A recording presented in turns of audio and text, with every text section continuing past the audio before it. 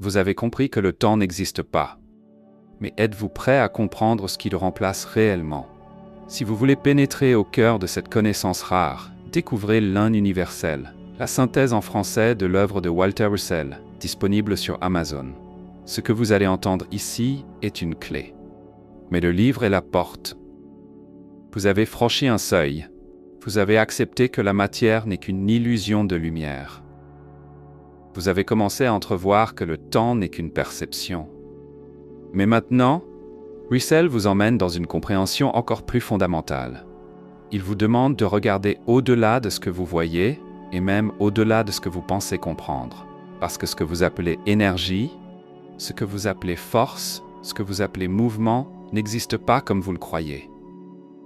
Il n'existe aucune énergie dans l'univers. Prenez un instant. C'est probablement l'idée la plus dérangeante jusqu'ici. Parce que tout, absolument tout, dans le monde moderne, repose sur cette notion d'énergie. On vous parle d'énergie partout. Énergie du corps, énergie des émotions, énergie des machines. Mais Russell vous dit autre chose. Ce que vous appelez énergie n'est pas une chose, c'est un effet, un résultat, une apparence née du mouvement de la lumière. Et soudain, tout ce que vous pensiez comprendre se déplace. Parce que si l'énergie n'est pas une cause, alors elle ne peut pas être la source. Et si elle n'est pas la source, alors il faut chercher ailleurs. Russell vous ramène alors à ce qu'il considère comme la seule réalité, le repos. Pas le repos comme absence d'activité, mais le repos comme état fondamental, comme origine, comme vérité immobile derrière toute apparence de mouvement. Le repos est la seule réalité, et là, tout s'inverse. Parce que vous avez toujours été conditionné à valoriser le mouvement, agir, produire, avancer. Mais Russell vous dit que tout cela n'est qu'un effet secondaire, une expression temporaire, une illusion de surface. La réalité, c'est le repos, ce point immobile que rien ne perturbe, ce centre silencieux qui ne bouge jamais, et tout ce que vous percevez comme mouvement n'est qu'un éloignement temporaire de ce repos. Puis un retour, toujours. Et cela explique quelque chose de très profond. Pourquoi vous ressentez parfois le besoin de ralentir? Pourquoi vous cherchez le calme? Pourquoi certaines formes de silence vous attirent? Parce que vous êtes, en essence, lié à ce repos. Vous venez de ce poids. Et vous y retournez constamment. Mais Russell va encore plus loin. Il vous explique que ce que vous appelez génération d'énergie n'est en réalité qu'un processus de déséquilibre temporaire, un déplacement. Une tension entre deux pôles, puis un retour vers l'équilibre, encore et encore. Et c'est ce cycle qui donne l'illusion d'énergie. Mais en réalité, rien n'est créé.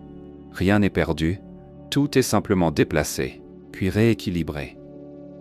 Tout effet retourne à son état de repos.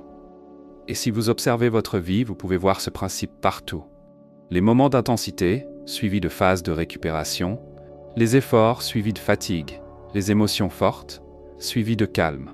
Ce n'est pas un hasard, c'est la loi. Mais la majorité ne comprend pas cette loi.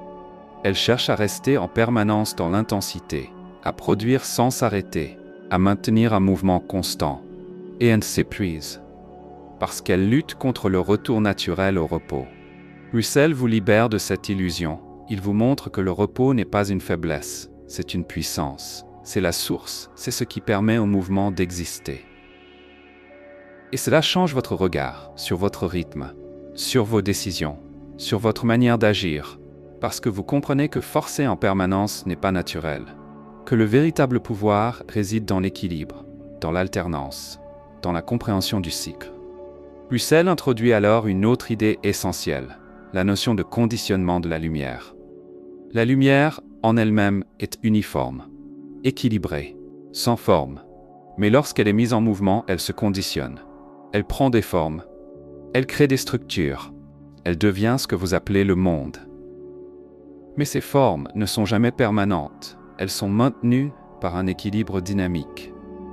Et dès que cet équilibre se rompt, elles disparaissent. C'est pour cela que rien ne dure, parce que tout dépend du maintien d'un déséquilibre temporaire. Et ce déséquilibre ne peut pas être permanent. Il retourne toujours vers le repos, toujours. Et là, vous comprenez quelque chose de fondamental. Le monde n'est pas stable, il est maintenu, et ce maintien demande une loi, une structure, une intelligence. Et ceux qui comprennent cette mécanique ne vivent plus de la même manière. Ils ne cherchent pas à contrôler le monde, ils cherchent à comprendre les équilibres, à s'y aligner, à agir au bon moment, puis à se retirer comme une respiration. Et pendant que la majorité lutte, eux avancent, calmement, précisément, efficacement. Le pouvoir appartient à ceux qui comprennent le repos. Et peut-être que maintenant, vous ressentez quelque chose de différent. Moins d'urgence, moins de tension, plus de clarté, parce que vous commencez à voir que tout fonctionne selon des cycles, que rien n'a besoin d'être forcé, que tout peut être compris et utilisé. Mais seulement si vous acceptez de changer de regard, si vous acceptez de voir au-delà des apparences, si vous acceptez que ce que vous appeliez énergie n'est qu'un effet, et que la véritable réalité se trouve dans le silence, dans le repos, dans ce point immobile que vous pouvez ressentir en vous. Si cette compréhension commence à transformer votre manière de voir, alors prenez le temps de lire Lune universelle sur Amazon. Ce livre ne vous donnera pas seulement des concepts, il vous donnera une vision que peu possèdent. Ce savoir n'est pas populaire.